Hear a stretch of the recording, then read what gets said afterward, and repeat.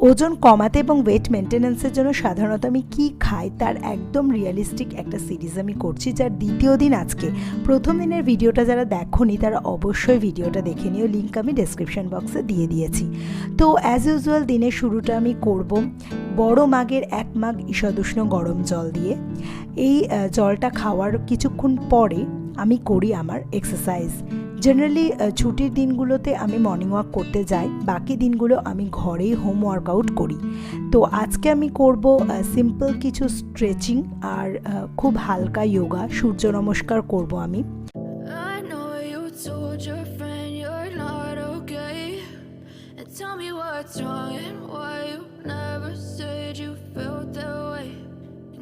Trying to stay strong and fake a smile until I look away.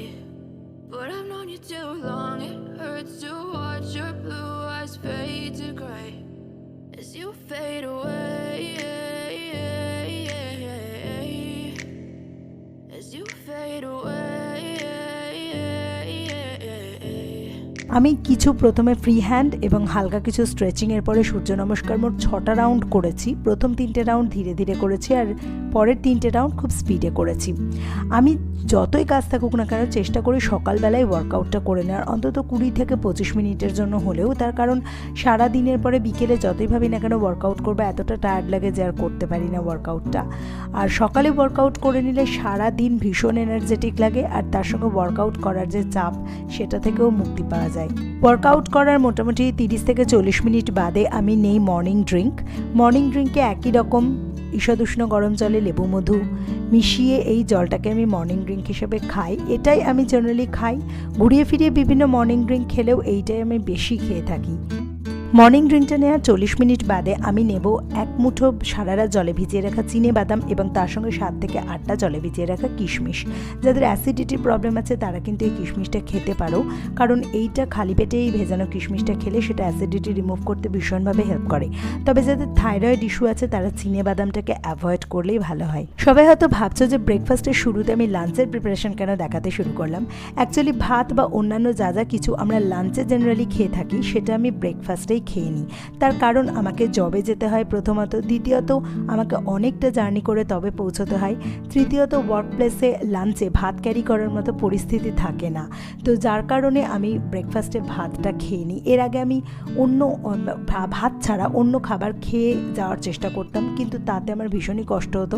তার কারণ খুব তাড়াতাড়ি খিদে পেয়ে যেত, আর যারা ওয়ার্কিং তারা জানো যে ওয়ার্ক প্লেসে সবসময় খাওয়া যায় না, এবং তার সঙ্গে আমার মাথা ধরে যেত, অন্যান্য প্রবলেম দেখা দিত। সেই জন্য আমি ওয়েট লস জার্নির শুরু থেকেই কিন্তু এইভাবেই কন্টিনিউ করেছি ব্রেকফাস্টে ভাত খেয়ে। তাতে যে আমার ওজনটা কমেনি সেটা কিন্তু একেবারেই নয়। তো আজকে সোমবার, আজকে সম্পূর্ণ নিরামিষ, কোনো পেঁয়াজ রসুনও আমি রান্নায় অ্যাড করিনি।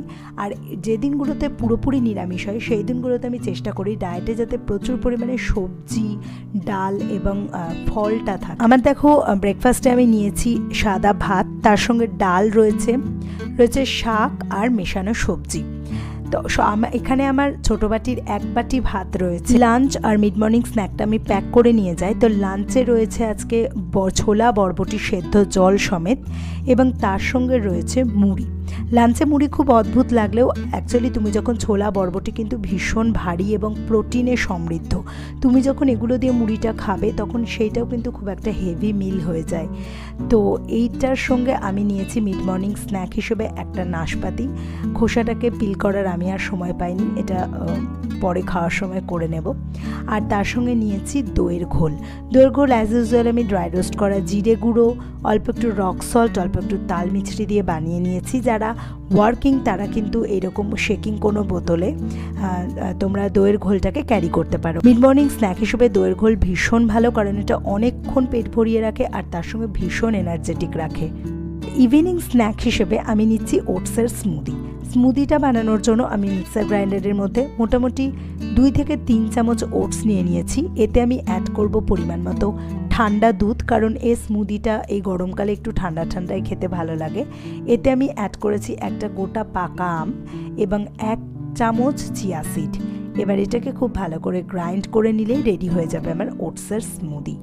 এটা কিন্তু খুব হেভি একটা মিল, তোমরা এটা সকালে ব্রেকফাস্টেও খেতে পারো, খুব আইডিয়াল এটা ব্রেকফাস্ট হয়।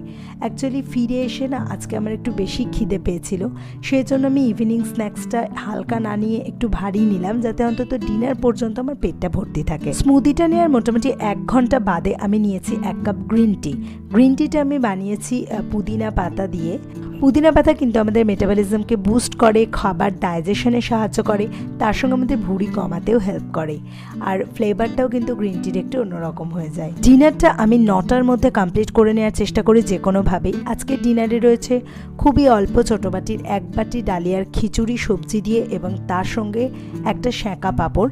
ডালিয়ার খিচুড়িটা লেফট ওভার আমার মেয়েকে সকালবেলা টিফিনে করে দিয়েছিলাম, তো কিছুটা বেঁচে গিয়েছিল, সেটাই আমি গরম করে ডিনারে নিয়ে নিয়েছি।